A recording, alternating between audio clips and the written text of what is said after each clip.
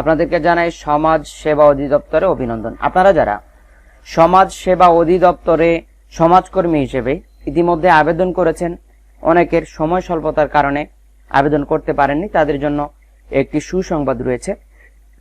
আপনাদেরকে আজকে কি সুসংবাদটি দেব সেটি হচ্ছে, সমাজ সেবা অধিদপ্তরে যেই নোটিশটি প্রকাশ করা হয়েছে 9-19-8-2024 তারিখে, সেই নোটিশটি আপনাদেরকে জানিয়ে দেব এবং আপনারা যারা আবেদন করতে পারেননি তারা পুনরায় আবেদন করতে পারবেন। সময়সীমা বৃদ্ধি করা হয়েছে। তো বিষয় হচ্ছে, সমাজ সেবা অধিদপ্তর 16তম গ্রেডভুক্ত সমাজকর্মী ইউনিয়ন পদের সর্বমোট পদের সংখ্যা হচ্ছে 209টি। শূন্য পদে জনবল নিয়োগের নিমিত্ত আবেদন গ্রহণের সময়সীমা বৃদ্ধি করা হয়েছে।